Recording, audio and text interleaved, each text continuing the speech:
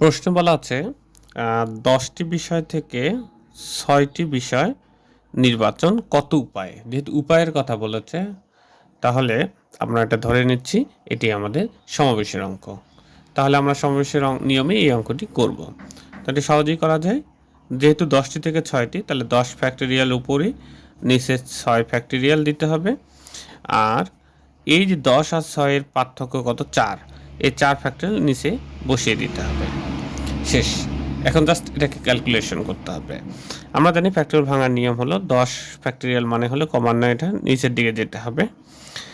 10-এর পর 9, তারপর হচ্ছে 8, 7, এভাবে 6, যেহেতু নিচে একটা 6 ফ্যাক্টরিয়াল আছে আমরা কাটাকাটির সুবিধার জন্য ওটা 6 ফ্যাক্টরিয়াল রেখে দিলাম, এখানে স্টপ হয়ে গেলাম। যদি 6 ফ্যাক্টরিয়াল না থেকে এখানে 5 ফ্যাক্টরিয়াল থাকতো তাহলে আমরা 5 পর্যন্ত রেখে দিতাম। আবার নিচে এই যে 6 রাখলাম কাটাকাটির সুবিধার জন্য। এখন 4কে আমরা ভাঙাতে পারি 4 গুণন 3 গুণন 2 গুণন 1, এই যে ফ্যাক্টর ভাঙা হয়ে গেছে আমাদের। এখন আমরা এটাকে ক্যালকুলেশন করি। তো এটাটা আগে কেটে ফেলি। আর 4 আর 2 গুণ করলে হচ্ছে 8, এই 8 আর এই 8 কেটে দিলাম।